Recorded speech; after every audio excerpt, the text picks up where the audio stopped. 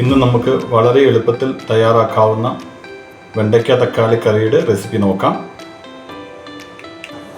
അതിനായിട്ട് 3 തക്കാളി 6 വെണ്ടയ്ക്ക എടുത്തിട്ടുണ്ട്.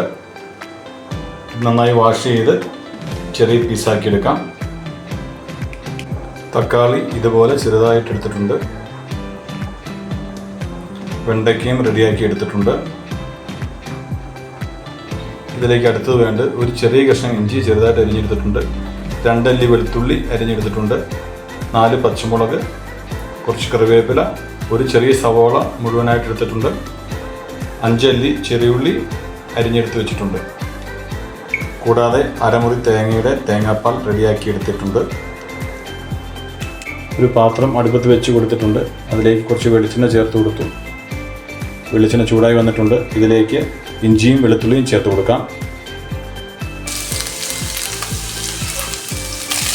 അടുത്തതായി പച്ചമുളകും കറിവേപ്പിലയും ചേർത്ത് കൊടുത്തിട്ടുണ്ട്. അടുത്തതായി സവാള ഇതിലേക്ക് ചേർത്ത് കൊടുക്കാം.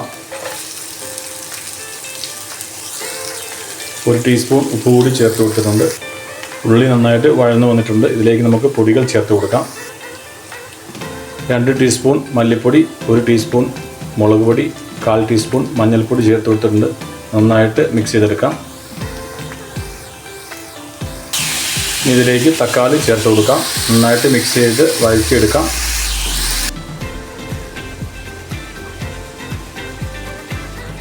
തക്കാളി നന്നായിട്ട് ഉടഞ്ഞു കിട്ടിയിട്ടുണ്ട്. ഇനി ഇതിലേക്ക് നമുക്ക് വെണ്ടയ്ക്ക ചേർത്ത് കൊടുക്കാം.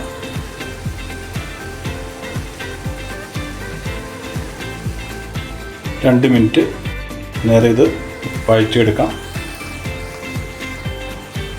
ഇതിലേക്ക് നമുക്ക് ആവശ്യത്തിന് വെള്ളം ചേർത്ത് കൊടുക്കാം.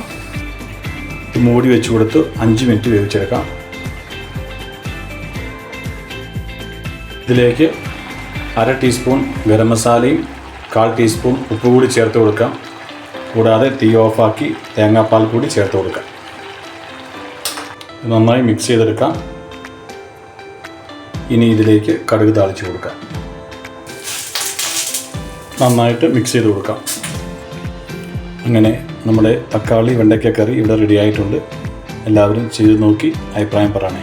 Thank you.